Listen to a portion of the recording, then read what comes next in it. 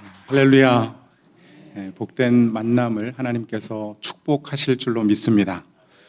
제가 우리 정재명 목사님은 10여 년 전에 함께 동역하고 교제하면서 참 이민교회를 위해서 함께 사역하시면 좋겠다 그렇게 생각을 했는데, 목사님과 사모님 또 하나님의 부르심을 좇아서 한국 교회를 위해서 헌신하고 오셔서 또 교회를 개척하고 목회하는 모습 엿보면서 얼마나 감사했는지 모르겠습니다. 지난 4년 동안 사실 유튜브와 웹사이트를 통해서 이 강단을 자주 봐왔습니다. 근데 제가 직접 설 수 있어서 얼마나 참 감사한지 모르겠습니다. 잠깐 기도하고 말씀 나누겠습니다. 존귀하신 하나님, 감사합니다. 주의 말씀 앞에 우리를 세우셨사오니 이제 마음의 문을 열고 귀를 열어 청종케 하시고 하나님의 거룩한 뜻이 우리의 삶에 특별히 부르신 이 주마음 공동체 위에 이루어질 수 있도록 축복해 주시옵소서. 예수님 이름으로 기도드리옵나이다. 아멘. 스톡홀름 신드롬이라고 하는 표현이 있습니다. 아마 들어보신 분들도 계실 텐데, 이 스톡홀름은 스웨덴의 수도이죠. 사실 정상적인 관계에서는 영향력을 주고받을 수 없는 관계가 있습니다. 범죄자와 인질이라고 하는, 서로 어떻게 보면 증오하거나 미워해야 될 관계인데 이상하게 영향력을 주고받는 것입니다. 그럼 실제로 1973년도에 스웨덴의 수도인 스톡홀름에서 은행 강도가 들었습니다. 6일 동안 인질을 붙잡고 대치하던 이 범인이 드디어 경찰에 붙잡히고 재판대 위에 서게 되었는데, 그럼 범죄 심리학자들이 보니까 이상한 현상이 벌어지는 것입니다. 그럼 인질로 잡혀있던 사람들은 이 범죄자의 죄를 증언해야 되는데 도리어 범죄자를 옹호하는 것입니다. 그의 상황을 다 이야기하고 대변하면서 그를 옹호하는 증인들이 많이 늘어나기 시작합니다. 심지어는 그럼 그 인질 중에 한 사람은 나중에 이 범죄자와 결혼했습니다. 이런 현상을 두고 범죄 심리학자였던 닐스 베헤로트라고 하는 분이 정말 비정상적인 영향력을 주고받는, 이 인질들이 범죄자에게 영향을 받는 현상을 스톡홀름 신드롬이다 이렇게 이름을 붙인 것입니다. 그럼 반대의 경우도 있어요. 범죄자가 인질들에게 영향을 받는 것입니다. 그럼 이것을 리마 신드롬이라고 이야기하는데요. 여러분, 리마는 어느 나라의 수도일까요? 리마, 어디서 많이 들어본 것 같지 않으세요? 페루의 수도입니다. 페루, 남미에 있는 페루의 수도인데, 그럼 1994년도에 이 페루의 수도인 리마에 반정부군들이 들어와서 반정부 시위를 하기 위해서 일본 대사관을 점령해 버렸습니다. 그럼 그곳에서 약 400여 명의 인질을 붙잡고 127일 동안 인질극을 벌이는데, 이 시간이 지나가면서 반정부군들 대부분 저 산골 마을에서 교육도 받지 못하고 의료 혜택도 누리지 못하고 그렇게 자란 청년들 중심이었는데, 시간이 지나면서 이 일본 대사관에 일하던 직원들이 그 반정부군 사람들의 이야기를 들어주고 상담해주고 위로하고 격려하면서 도리어 폭력성이 현저하게 감소한 것입니다. 그래서 127일 이후에는 반정부군들이 다 손들고 투항해서 이 인질극을 마치게 된 것입니다. 그래서 범죄 심리학자들이 이 범죄자들이 인질에게 영향받은 것을 리마 신드롬이라고 하자 이렇게 이름을 붙인 것이죠. 여러분, 성경에 보면 이렇게 정상적인 관계에서는 영향력을 주고받을 수 없는데 서로 영향력을 주고받은 이야기가 등장하고 있습니다. 그럼 사도행전 16장에 보면 바울이 전도여행 하던 중에 빌립보라고 하는 도시에 도착을 하게 됩니다. 마게도냐 환상을 보고 빌립보에 도착했는데 그 빌립보에서 귀신 들린 여종 하나를 고쳐주게 됩니다. 그러면 여종을 고치고 나서 보니까 주인들이 그 여종이 귀신이 들려서 점치는 것으로 먹고 살았는데 더 이상 돈을 벌 소망이 끊어진 것을 보고 바울과 실라를 고소하죠. 그들이 감옥에 잡혀가게 됩니다. 그냥 잡혀간 것이 아니라 사도행전 16장 23절에 보니까 많이 때리고 온몸에 상처를 입고 옷이 찢어지고 손발에는 착고를 채우고 아마 무거운 쇠고랑으로 착고를 만들어서 채웠습니다. 그리고 깊은 감옥에 가두었다. 여러분, 이 깊은 감옥은 그 당시 빌립보의 가장 중범죄자들을 가두는 감옥입니다. 거의 사형 아니면 무기징역에 처할 중범죄자들을 가두는 감옥인데, 그런 감옥에 갇히게 된 것이죠. 여러분, 아마 바울과 실라는 맞은 몸도 아프고 손발에 매인 착고도 조여오고 불편했을 것입니다.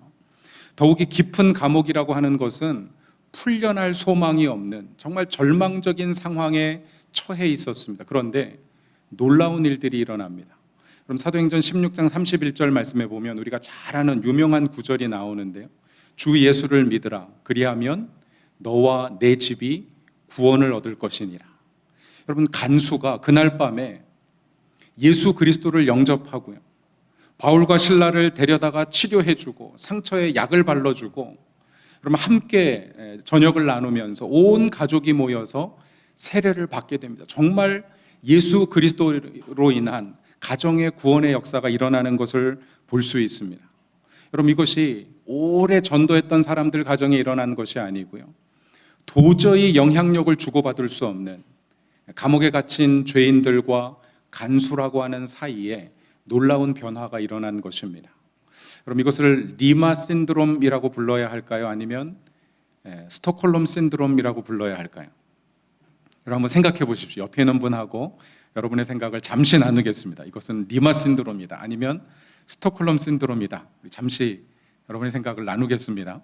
가만히 계시지 마시고, 이게 리마 신드롬인지 스톡홀름 신드롬인지, 그럼 사실 결정하기 굉장히 조금 어려운데, 그래서 리마일 수도 있고 스톡홀름일 수도 있습니다. 정답은 제가 이름을 새로 하나 정했어요.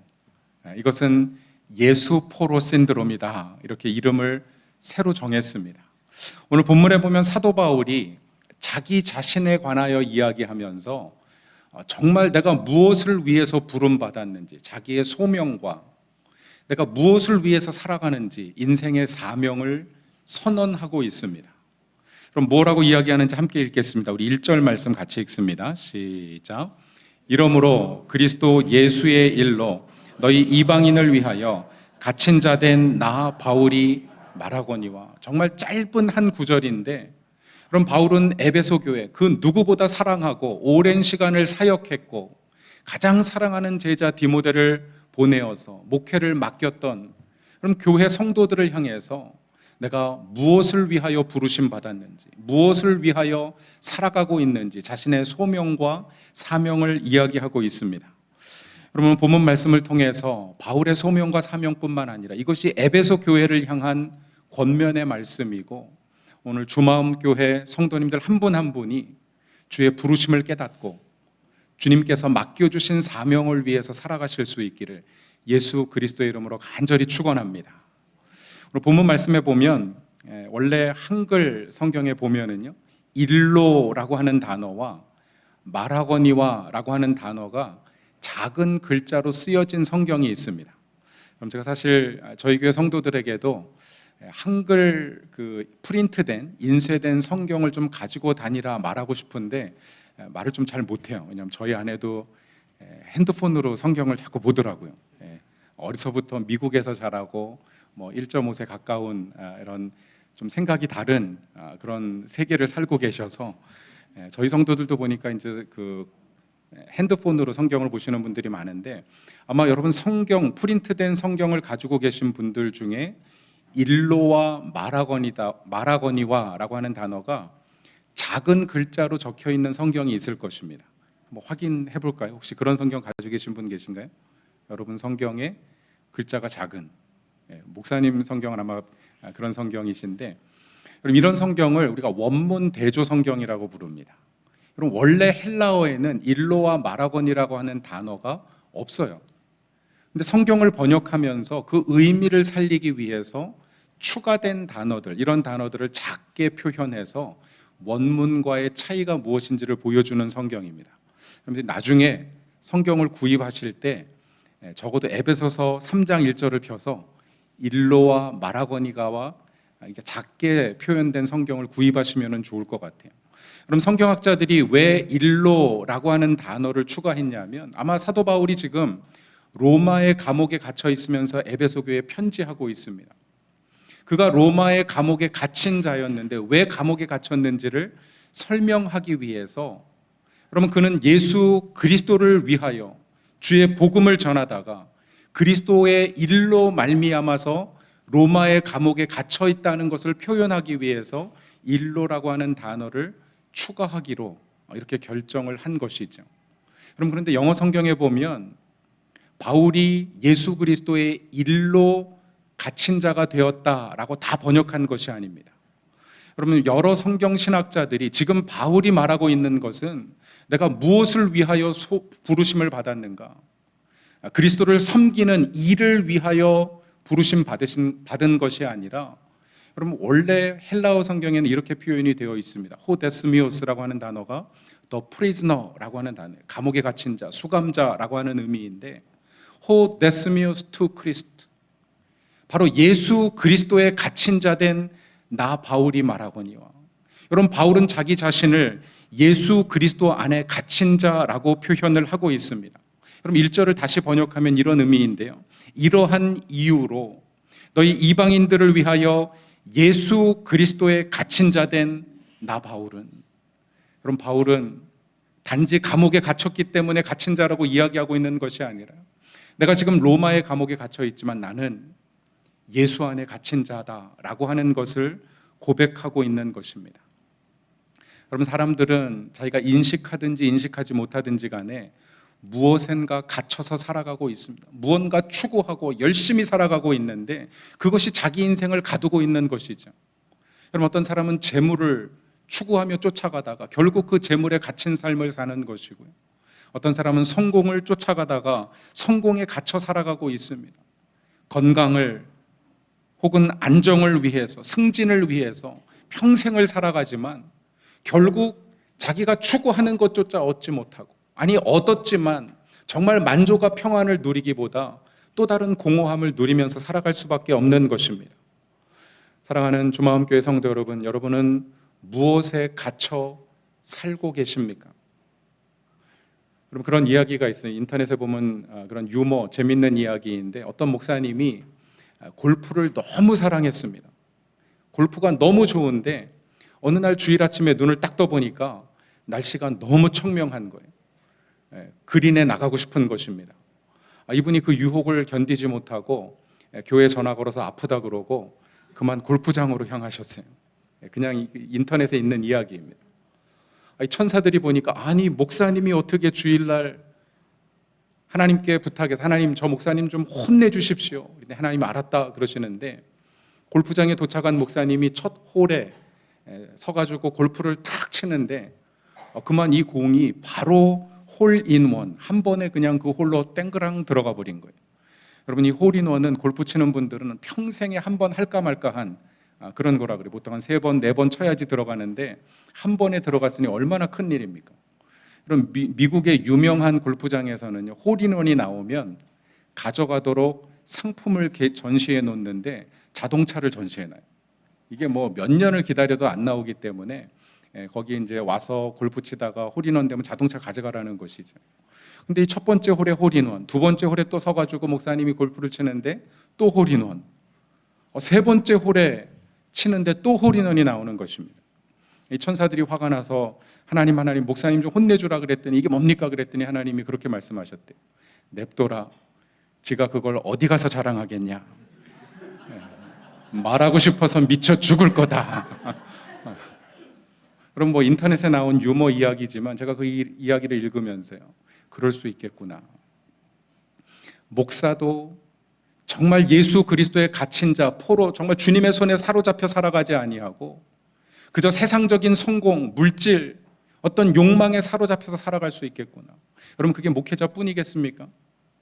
여러분, 이 땅을 살아가는 모든 그리스도인들도 우리 자신을 돌아보아 내가 무엇에 갇혀 살아가고 있는가, 무엇을 추구해서 살아가고 있는가. 그럼 우리의 삶을 다시 한번 돌이켜보며 우리를 부르신 그 주님의 뜻대로, 여러분, 예수 그리스도 안에 사로잡혀 살아가실 수 있기를 주님의 이름으로 축원합니다. 그래서 사도 바울이 자기 자신을 이야기하면서 나는 호데스미우스, I'm the prisoner of Jesus Christ, 나는 예수 그리스도의 갇힌 자로 살아가노라. 마치 전쟁 포로처럼 주님의 포로가 되어서 살아가노라 고백할 수 있었던 것이죠. 그럼 저희 교회에서 외치는 구호 중에 하나가 있는데 한번 따라하겠습니다. 자포 예포. 조금 더 크게 하실 수 있을 것 같아요. 한번 크게 한번 하겠습니다. 자포 예포. 이게 자폭하자는 얘기가 아니라요. 뭐냐면 자기 포기해야 예수 포로가 될 수 있다는 거예요. 자포 예포. 자기 포기가 없으면 결코 예수 포로로 살아갈 수 없습니다. 우리가 예수 그리스도 안에 갇힌 자로 살아간다고 하는 것은요, 내가 이 땅에서 추구하는, 내가 얻고자 하는 그것을 내려놓고 정말 주님을 얻기 위해서 살아가야 한다는 것이죠. 그럼 제가 좋아하는 구절 중에 하나가 빌립보서에 있는 말씀인데, 빌립보서 3장 12절에 보면 바울이 이렇게 고백합니다. 내가 이미 얻었다 함도 아니요 이루었다 함도 아니라 내가 오직 예수 그리스도께 잡힌 바 된 그것을 잡으려고 달려가노라. 그럼 이것이 얼마나 멋있는 표현인지 모르겠어요. 내가 무언가 잡으러 달려가는데 물질도 성공도 안정도 건강도 아니고, 나는 예수 그리스도께서 무언가를 잡으려고 하실 때 먼저 달려가서 주님께 잡힌 바 된 그런 삶을 살기 위해서 내가 달려간다는 이야기죠. 여러분, 예수 안에 갇힌 자들이 할 수 있는 고백입니다. 사랑하는 성도 여러분, 저는 저와 여러분도 그리스도께 잡힌 바 된 그것을 잡기 위하여 살아가실 수 있기를 주님의 이름으로 간절히 축원합니다. 바울은 예수 포로, 예수 안에 갇힌 자가 되었다고 고백하고 있습니다. 그럼 그가 그렇게 고백할 수 있었던 이유는 3장 1절에 보니까 이러므로라고 표현을 하고 있어요. 투투라고 하는 구절인데 이러한 이유로라고 하는 이유입니다.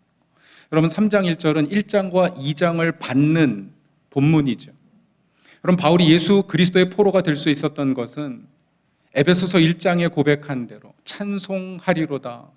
우리 주 하나님 그리스도의 아버지께서, 그럼 성부, 성자, 성령 하나님께서 한 영혼을 구원하시기 위해서 어떤 일을 행하셨는지 그 구원의 은혜를 찬송합니다. 그리고 에베소 교회 성도들을 향해서 너희가 이 은혜를 알기 원하노라 기도해요. 그리고 2장에 넘어가서 정말 그 십자가 복음의 정수를 소개하면서 복음의 능력이 무엇인지, 은혜가 무엇인지를 노래하고 있습니다. 그럼 사도 바울이 예수 그리스도 앞에서 정말 그 복음을 경험하고 나니까 죄인 중에 괴수와 같았던 나의 모든 죄를 사하시고 나를 하나님의 자녀 삼으시고 나를 구원하신 그 하나님의 은혜를 경험하고 나니까 내가 세상을 바라보면서 추구하고 살아갔던 그 모든 것을 내려놓을 수 있었던 것입니다. 자신의 신분도 지식도 특권도 다 배설물로 여기며 그리스도께 잡힌 바 된 그것을 잡기 위하여 내가 달려가노라 고백할 수 있었던 것입니다. 사랑하는 성도 여러분, 저는 저와 여러분도 이 복음의 능력과 은혜를 깨달아 여러분 그리스도의 포로로 살아가시기를 주님의 이름으로 간절히 축원합니다. 여러분, 그때 역사가 나타나는 것이죠. 여러분, 사도행전 16장에 빌립보 감옥에 갇혔던 바울과 실라가 여러분 그렇게 매를 맞고 깊은 감옥에 처하게 되었습니다. 정말 절망스러운 순간이었습니다. 여러분, 정말 사람들을 원망하고 나를 감옥에 집어넣은 여러분 그 여종의 주인들 혹은 빌립보의 관리들, 재판도 없이 깊은 감옥에 쳐넣은 여러분 많은 사람들을 원망할 수 있었지만 바울과 실라가 무엇했습니까? 그 감옥에서 하나님을 찬미하여 이르되, 그럼 정말 절망스러운 고통스러운 인생의 위기 가운데 사람을 원망하지 아니하고요, 환경을 탓하지 아니하고 그럼 바울과 실라는 하나님을 찬송하기로 결심했습니다. 그리고 그 감옥에서 찬송할 때 놀라운 역사가 일어난 것이죠. 여러분, 많은 성경학자들이 이 사도행전 16장을 주해하면서요 빌립보 감옥에 놀라운 기적이 일어났다고 이야기합니다. 여러분, 지진이 일어난 것도 기적이죠. 바로 그 밤에 그 순간에 사실 어떻게 보면 오늘날 에베소가 터키 지역인데 작년 초에도 큰 지진이 일어나지 않았습니까? 이 터키 지역은 지진이 많은 지역이에요. 그럼 지진이 일어나서 옥문이 열린 것도 기적이라고 볼 수 있습니다. 그럼 지진이 일어나면 건물이 흔들리니까 옥문이 열릴 수밖에 없죠, 어떻게 보면. 근데 정말 큰 하나님의 역사는 지진이 일어났는데 죄인들의 손발에 묶인 착고가 풀리는 거예요. 지진이 일어난다고 옥문은 열릴 수 있지만 손발에 묶인 착고가 왜 풀리겠습니까? 그럼 그날 밤에 놀라운 기적을 그 감옥에 있는 사람들이 다 경험했어요. 여러분, 그런데 더 놀라운 기적이 있습니다. 그럼 이 감옥이 문이 열려 있는 것을 보고 잠자던 간수가 그 죄인들이 다 도망간 줄로 생각하고 자결을 하려고 했습니다. 그럼 그 당시에 간수들은 죄인들이 도망가면은요, 그 죄의 형벌을 간수들이 다 받아야 합니다. 깊은 감옥이라고 하는 것은 분명히 사형에 처해질 중범죄자들이 갇혀 있는 감옥인데 그들이 도망갔다면은요, 10중 8구는 아주 엄한 고문을 받고 죽음에 이를 것이 뻔했기 때문에 그 사람이 스스로 칼에 넘어져 자결하려고 한 것이죠. 그런데 놀라운 구절을 읽게 됩니다. 본문을 묵상하면서 사도행전 16장 28절 말씀에 보면 이런 구절이 기록이 되어 있는데요, 제가 굉장히 충격을 받았어요. 어떤 단어, 한 단어에 충격을 받았습니다. 그럼 어떤 단어가 충격적인지 한번 들어보십시오. 사도행전 16장 28절 말씀에 그 자결하려고 하는 간수를 향해서 바울이 이렇게 이야기합니다. 내 몸을 상하지 말라. 우리가 다 여기 있노라. 이렇게 이야기했어요. 내 몸을 상하지 말라. 우리가 다 여기 있노라. 그러면 어떤 단어가 충격적이십니까? 보니까 별로 충격이 안 되시는 것 같아요. 그럼 저는 본문을 묵상하면서요, 한 단어, 다라고 하는 단어에 충격을 받았어요. 아니, 바울과 실라가 도망가지 않은 것은 이해가 됩니다. 죄가 없으니까 내가 재판받고 무죄를 입증하고 그 감옥에서 나오겠다 생각했을 수 있어요. 그런데 바울과 실라뿐만 아니라 그날 밤 그 감옥에 갇혀있던 모든 사람들이 하나도 도망가지 아니하고 우리가 다 여기 있노라 고백하고 있는 것입니다. 여러분, 만약에 한 죄인이라도 도망갔다면 빌립보 시내는 난리가 났을 것입니다. 이 간수들은 분명히 그 형벌을 지고 책임지고 죽든지 무기징역을 당하든지 큰 형벌을 받아야만 했을 것입니다. 그런데 우리가 다 여기 있노라 이야기. 여러분, 감옥이 좋아서 감옥에서 도망가지 않았겠습니까? 착고가 풀리고 문이 다 열렸는데 기회가 없어서 감옥이 좋아서 그 감옥에 남아 있겠습니까? 그럼 인터넷에 보니까 감옥이 좋다고 쓴 글도 있더라고요. 보니까 감옥이 직장보다 좋은 이유 이렇게 쭉 적어놨어요. 그럼 제가 읽어볼 테니까 과연 감옥이 직장보다 좋은지 생각해 보십시오. 감옥에서는 4평짜리 방을 제공해 주는데 직장에서는 4평도 안 되는 책상 하나밖에 제공해 주지 않는다. 감옥에서는 하루 3끼 공짜 밥을 먹여주는데 직장에서는 하루 한 번 점심, 그것도 자기 돈으로 사 먹어야 된다. 감옥에서 착실하면 가석방을 나갈 수 있는데 직장에서는 착실하면 모든 일감이 다 나에게 몰린다. 감옥에서는 모든 비용을 국가가 다 세금으로 지불해 주지만 직장에서는 쥐꼬리만한 월급에 그것도 국가에서 세금을 떼간다. 직장에서는 스스로 문을 열고 닫을 뿐만 아니라 때로는 상사를 위해서 문을 열어주고 닫아줘야 되는데 감옥에서는 간수가 다 열어주고 닫아준다. 그럼 감옥이 좋아서 있을 사람이 있겠습니까? 그럼 그날 밤에 그 감옥에 우리가 다 여기 있노라고 이야기했을 때 감옥이 좋아서 있었던 것이 아니겠죠. 그럼 정말 그날 밤 빌립보 감옥의 기적은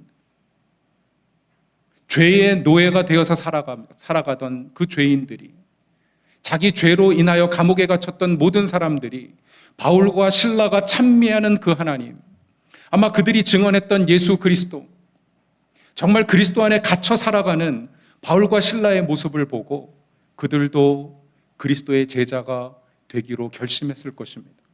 그래서 아무도 도망가지 않은 것입니다.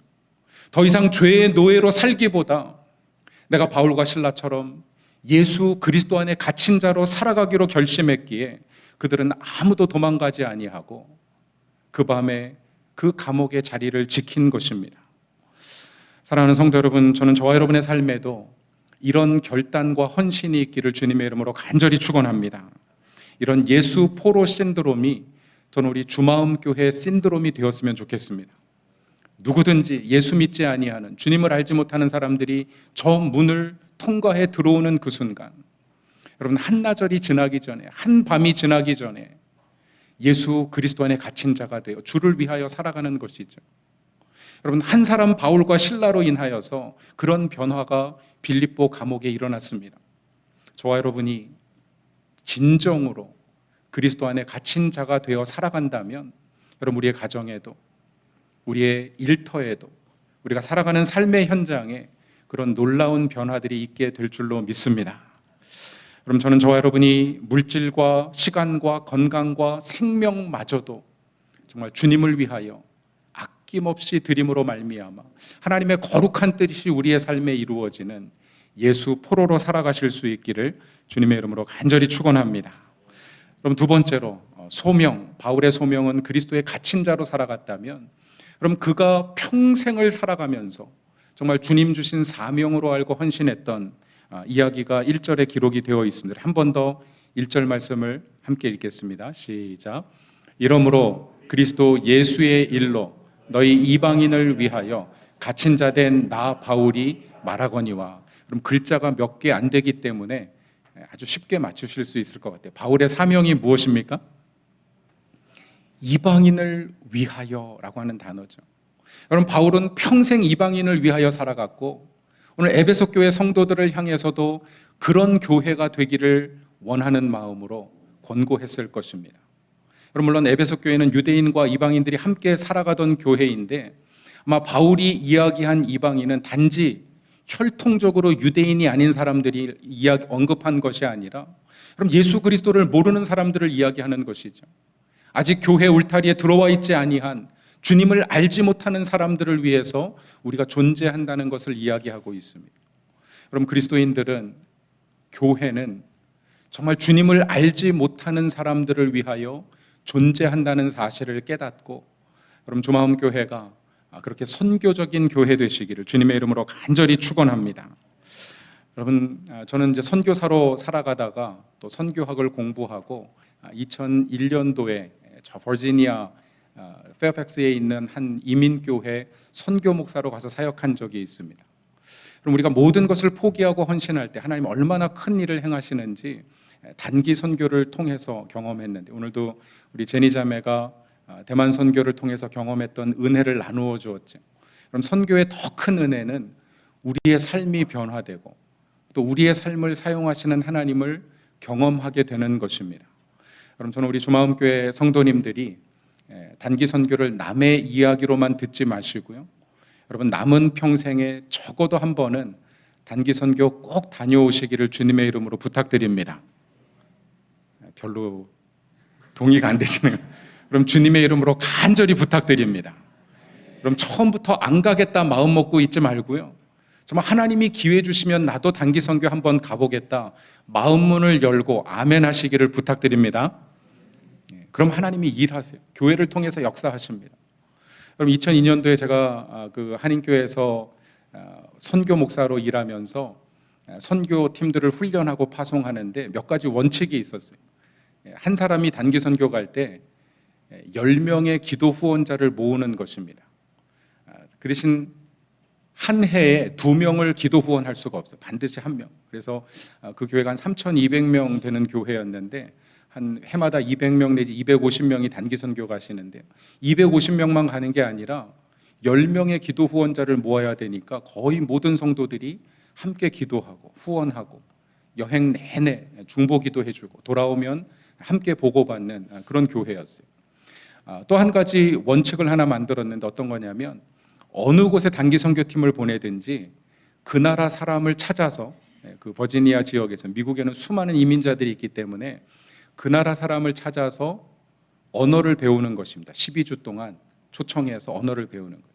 페루 선교사로 단기 선교팀이 나갈 때 남미 사람들 아무나 불러서 스페니쉬를 배우는 게 아니라 반드시 페루 이민자를 찾아가지고 10주에서 12주 동안 초청해서 언어를 배우는 것이죠. 그럼 2002년도에 처음으로 몽골의 단기 선교팀을 파송하는데 이 몽골 팀들이 아무리 찾아도 몽골어를 가르칠 사람을 못 찾겠다는 것입니다. 목사님 좀 몽골 사람 좀 찾아주세요. 부탁을 하셔서 교회 수소문에서 알아보니까 교회에서 히바치라고 하는 일식당을 운영하시는 집사님이 우리 가게에서 그릇 닦는 형제가 몽골 형제인데 보내주시겠다는 거예요. 토요일 날 2시간 시간페이를 자기가 해줄 테니까 그렇게 10주 동안 교회 보낼 테니까 1시간 동안 몽골팀 언어 가르치게 하세요. 그렇게 언어를 가르쳐주기 시작했습니다. 그럼 한 주, 2주 지나고서 이 형제가 몽골팀들에게 어디로 가냐? 울란바토르로 간다. 몽골의 수도죠. 그러면 내 가족들이 거기 있는데 내가 선물을 보내고 싶은데 좀 가져다 줄 수 있냐? 가져다 주겠다. 다음 주에 가져오라. 이렇게 이야기를 했는데 그 다음 주에 이민 가방 2개를 가져왔어요. 우리 자크로 여는 가방을 다 열어가지고 리스트를 53명 이름과 전화번호를 가져왔습니다. 이 가족만이 아니라 뭐 친구, 친척, 이웃들 것까지 선물을 다 준비해가지고 몽골에 보내달라는 거예요. 뭐 거기까지는 괜찮았습니다. 뭐 여러 명이 가니까 이민 가방 2개 가져다 주자 했는데 문제가 그 다음 주에 발생했어요. 주변에 자랑을 했나 봐요. 그 다음 주에 몽골 형제 7명이 이민 가방 14개를 가지고 나타난 거예요. 이것도 좀 보내주세요. 그럼 단기 선교팀들이 고민했습니다. 왜냐하면 교회에서도 뭐 헌옷까지 안경, 의약품, 신발 모아가지고 우리 선교사님들 선교지에 나눠주기 위해서 많은 짐들을 준비했는데 이 이민 가방 16개를 가져가려니까 아무것도 못 가져가겠는 거예요. 그래서 결정했어요. 우리가 준비한 거 다 포기하고 올해는 배민 사역하자. 우리 배달 사역하자. 딜리버리 미션 하자. 그래서 그 16개 짐을 가져가기로 결정하고 그 대신 그 8명의 형제들 불러가지고 그 당시에 무슨 디지털 영상이 없으니까 8mm짜리 그 카메라로 가족들에게 보낼 영상 편지를 다 찍었습니다. 그럼 그렇게 몽골에 가가지고 선교사님 도움을 받아서 현지인들이 다 전화해서 리스트를 보니까 한 250명 이렇게 한 300명 가까이 되는 것 같아요. 다 토요일 오후 4시에 여러분 오시면 우리가 선물 나눠드리겠습니다. 여러분 다 오겠죠? 그래서 그 300명을 우리가 식사 준비를 대접하기로 했으니까 식사 준비하겠습니다. 그랬더니 선교사님이 300명 전화했지만 한 400명 올 거다. 그러니까 400명 준비하자. 식사를 400명 준비했는데 500명이 나타났어요. 와가지고 선물 나눠주는데 영상 하나 딱 뜨면 막 40-50명이 일어나서 환호를 부르면서 앞으로 나와서 인사말 다 듣고 준비한 선물 나눠주고 뭐 감사하다고 껴안고 또 다 그렇게 나눠주고 나서는 저희가 준비해간 몽골 찬양 워십이랑 몽골 찬양하고 선교사님이 복음 메시지 전하고 여러분들 중에 예수 믿을 사람 손 드십시오 그랬더니 60명이 손 들었습니다.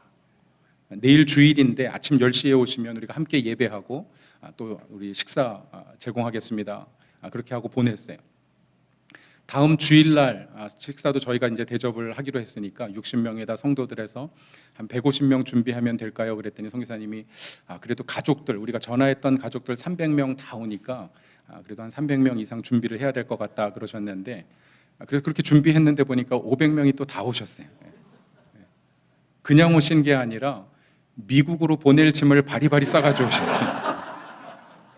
보니까 뭐 말고기 말린 거, 말 우유 삭힌 거, 요구르트 같은 거, 그러니까 음식 같은 거 저희가 다 제하고 23박스를 가져가야 되는 겁니다. 그러니까 또 올 때도 또 배민 사역을 또 해야 되는 거예요. 갈 때는 그냥 붙였는데 올 때는 짐이 초과가 돼가지고 한 1,600불 정도를 더 팀원들이 모아가지고 가져오기로 결정을 하고 그냥 온 게 아니라 가족별로 미국에 있는 노동하고 있는 그 가족에게 영상 편지를 또 다 찍어가지고 돌아왔습니다.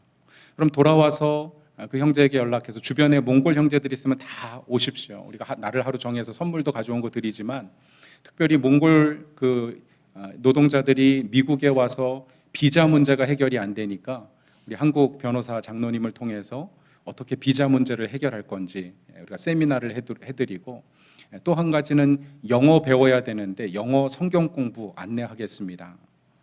그렇게 했더니 이 8명 친구들 뭐 조금 더 올 줄 알았는데 27명이 왔습니다. 그러니까 찾을 때는 그렇게 안 보이더니 뭐 한 사람이 이렇게 연결돼가지고 하니까 막 이게 무슨 넝쿨제 27명이 와서 저희가 선물 나눠드리는데 정반대 분위기. 몽골에서는 축제였는데 여기는 눈물바다에 가족들 등장하니까 오열을 하면서 제가 잊을 수 없는 게 9년 만에 훌쩍 자란 아들을 처음 본 거예요.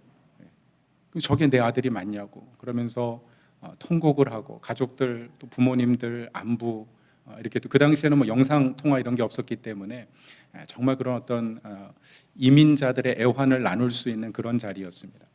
저희가 그곳에서 이제 다 선물 나눠드리고 또 복음 제시를 하고, 여러분 주일날 오후에 오시면은 요한복음으로 우리 영어도 공부하고 말씀 나누겠습니다. 그렇게 하면서 제가 이제 캄보디아 선교사로 2004년에 갔는데, 제가 2010년에 다시 안식년 들어와서 우리 정 목사님 또 트리니티 공부할 때 같이 가서 처음으로 박사과정 논문 디펜스에 들어갔는데, 그 선교사님이 제출한 논문이 뭐냐면 미국에 있는 몽골 교회 역사를 쭉 정리를 하신 거예요.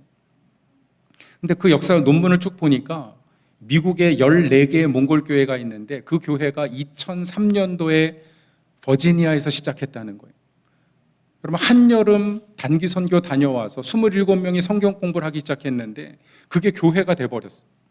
그리고 그 교회 성도 중에 하나가 덴버로 이사를 가게 됐는데 자기가 덴버 가서도 교회를 하겠다고 얘기하면서 덴버에 교회가 개척이 되고요. 또 한 형제는 시카고로 이사 가면서 시카고에도 교회가 개척됐으면 좋겠는데 몽골에 계신 선교사님이 연결이 돼가지고 시카고에 교회가 개척, 그렇게 13개 교회가 개척된 겁니다. 여러분, 단기 선교가 아무것도 아닌 것 같지만 우리가 하나님의 뜻에 순종하고 하나님의 손에 맡겨드리면 마치 예수님 손에 들려진 오병이어와 같이 하나님의 거룩한 역사에 쓰임받게 될 줄로 믿습니다. 여러분의 삶도 마찬가지입니다. 여러분의 시간, 건강, 물질, 우리가 살아가는 하나님께서 주신 많은 은혜와 복을 헤아려서 하나님의 손에 올려드리십시오. 그러면 하나님께서 우리 주마음 교회를 통하여서 이 지역의 많은 예수 그리스도를 알지 못하는, 아직 예수님 믿지 아니하는 비신자들 뿐만 아니라 또 많은 이주민들, 또 열방을 향한 복음의 거룩한 역사에 사용해 주실 줄로 믿습니다. 여러분, 그렇게 이 땅의 보화를 쌓는 것이 아니라 바울과 같이 하나님 나라의 보화를 쌓아가는 그런 인생, 그런 교회 되시기를 주님의 이름으로 간절히 축원합니다. 그런 말씀을 정리하겠습니다. 사도 바울은 에베소 교회 편지하면서 나는 지금 로마의 감옥에 갇혀 있지만 내가 감옥에 갇힌 자가 아니라 나는 예수 그리스도 안에 갇힌 자다 라고 담대하게 선언하고 있습니다. 여러분, 이 땅을 살아가면서 어떤 삶의 상황에 처해 있는지 제가 다 알지 못하겠습니다. 하지만 여러분 기억하십시오. 여러분은 예수 그리스도 안에 갇힌 자입니다. 그리스도의 손에 붙잡힌 바 되어서 여러분 주님이 기뻐하시는 일에 쓰임받게 될 것입니다. 고난도 하나님의 축복의 씨앗이요, 고난 가운데 주님을 바라보면 도리어 하나님이 그 위기와 고난을 통하여 놀라운 역사 행하실 것을 믿음의 눈으로 선포하시고 그렇게 우리의 삶을 담대하게 주님 손에 내어드리실 수 있기를 간절히 축원합니다. 뿐만 아니라 바울은 나는 이방인을 위하여 부르심을 받았노라.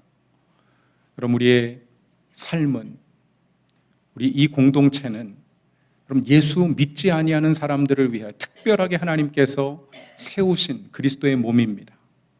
그럼 우리 안에 있는 연약한 형제들을 돌아볼 뿐더러 또 우리 주변에 있는 친지들과 이웃들, 예수 믿지 않는 영혼들을 위하여 함께 기도하는 공동체, 그리스도의 몸으로 초청하는 공동체, 그렇게 생명의 열매를 맺는 귀한 교회 되시기를 주님의 이름으로 간절히 축원합니다. 한번 기도하겠습니다. 존귀하신 하나님, 감사합니다. 사도 바울의 고백과 같이 하나님, 우리도 세상에 갇힌 자가 아니라 예수 그리스도 안에 갇힌 자로 살아가기를 원합니다.